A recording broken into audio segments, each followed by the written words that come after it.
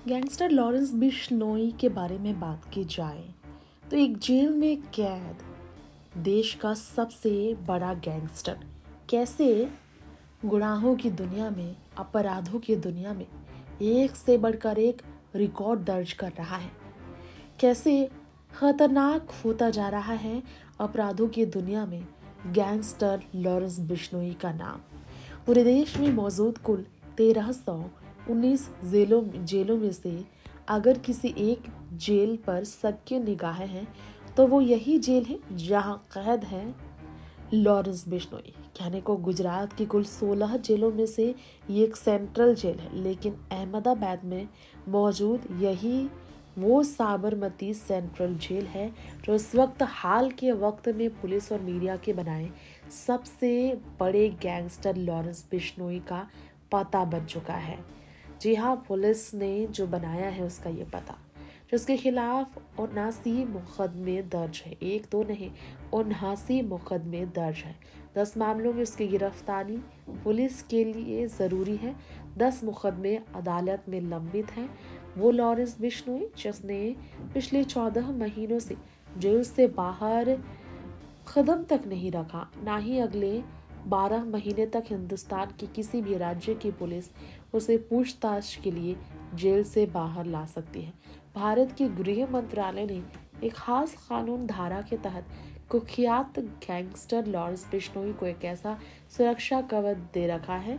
अगर 2025 से पहले लॉरेंस को गुजरात की साबरमती जेल से बाहर निकाला नहीं जा सकता तो वो है कानूनन नियम जिसे फॉलो ही करना पड़ेगा। पूरे देश में मौजूद कुल 1319 जेलों में से रिपोर्ट कहती है अगर किसी एक जेल पर सबकी निगाह तो वही जेल है।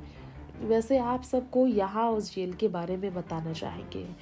करीब 2600 कैदी बंद हैं इस वक्त उस जेल में जहाँ गैंगस्टर लॉरेंस बिश्नोई, वही 2600 में से एक गैंगस्टर लॉरेंस बिश्नोई भी है। साबरमती जेल के 2 हिस्से हैं। कहते हैं कि एक नई जेल और एक पुरानी जेल। लॉरेंस इस वक्त पुरानी जेल में बंद है। पुरानी जेल के अलग हिस्से में एक साथ 10 कमरे, उनमें से 9 खाली है, जबकि 10वें कमरे में लॉरेंस पिछले 14 महीने से अकेले रह रहा है।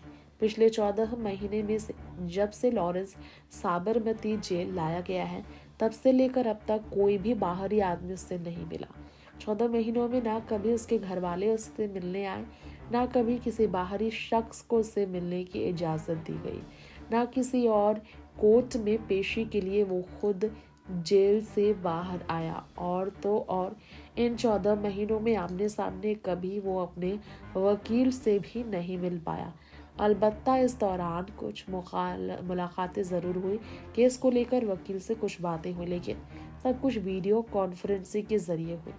यानी एक लाइन में कहे तो साबरमती जेल आने के बाद 14 महीने से जेल के कुछ खास स्टाफ को छोड़ दे तो लॉरेंस तन्हा ही रह रहा है। बात 2023 की शुरुआत की है। सिद्धू मूसेवाला केस में पंजाब की बठिंडा जेल में बंद था। शुरुआत में लॉरेंस बठिंडा जेल में था और उधर गुजरात की एटीएस यानी एंटी टेररिस्ट स्क्वाड एक ड्रग केस और ड्रग्स सिंडिकेट के मामले में जांच कर रही थी।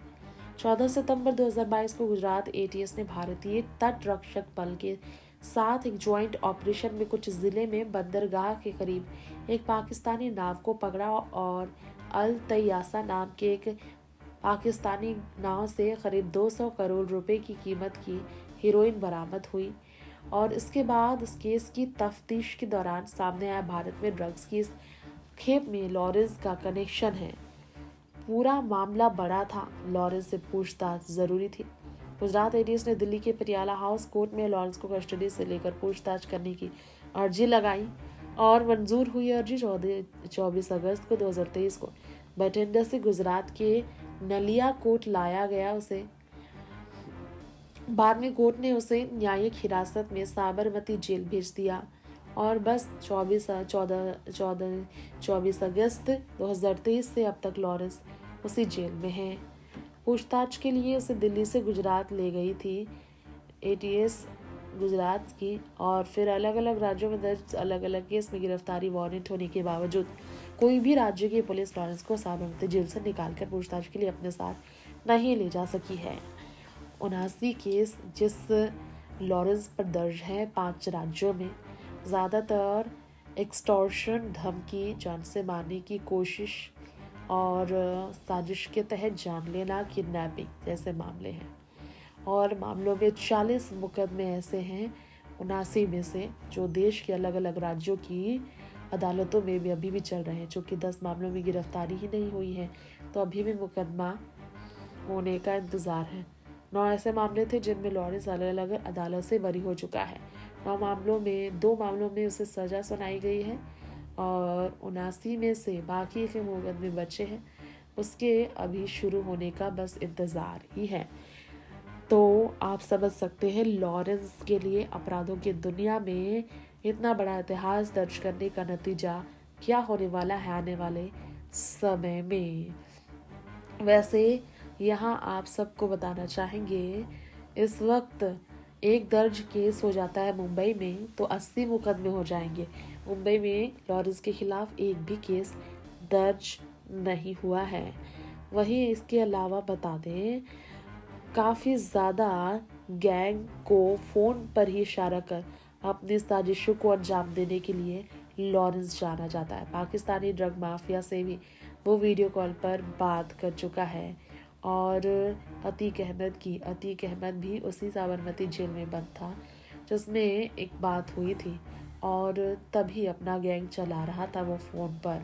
नेक्स्ट 9 न्यूज़ रूम से तृप्ति की। तो वहीं आप सबको ये बताना चाहेंगे हमारी इस रिपोर्ट में ख़ास तौर पर कि जुल्म का फैसला अदालत की दहलीज के अंदर ही होता है। CRPC की धारा 267 के तहत कानून पुलिस को यह हक देता है कि वो अपराधियों को कोर्ट में पेश करे। अपराधी किसी और राज्य का है और जुल्म कहीं और का है तो ऐसे में धारा पुलिस को ये हक देती है कि वो उस राज्य की अदालत में ट्रांजिट रिमांड लेकर पूछताछ के लिए मुकदमा चलाने के लिए उस अपराधी को अपने साथ अपने राज्य ले जाएगा। वैसे आपको बता दें, लॉरेंस ने दिल्ली, पंजाब, हरियाणा, राजस्थान और मुंबई में कई जुल्म किए हैं और सारे राज्यों की पुलिस पूछताछ के नाम पर या मुकदमा चलाने के लिए उसे अपने अपने ले जाने के लिए राज्य में बाध्य है। अब सोचने वाली बात है कि कौन कौन से राज्य की पुलिस लॉरेंस बिश्नोई को करेंगे टॉर्चर। पुलिस की लाठी जब बरसेगी लॉरेंस पर तो कितने देंगे वो जवाब। कहा जाता है CRPC की यही धारा 268 लॉरेंस बिश्नोई का इस वक्त सबसे बड़ा सुरक्षा कवच है। लेकिन नई IPC और CRPC में इस धारा का नाम और नंबर दोनों ही बदल गया है, लेकिन अधिकार वही है।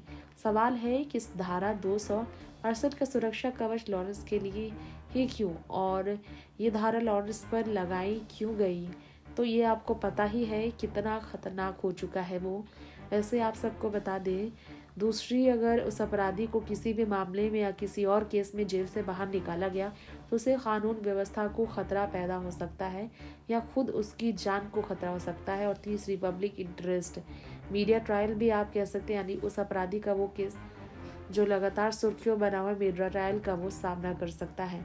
किसी भी अपराधी पर यह धारा 3 ही सूरत में लगाई जा सकती है। धारा 303 में जो तब्दील हुई है उसकी बात करें तो पहली वो अपराधी जिसके लिए अपराधी को भेजा गया है जेल, दूसरी अगर उस अपराधी को किसी मामले या किसी जेल में से बाहर निकाला गया है।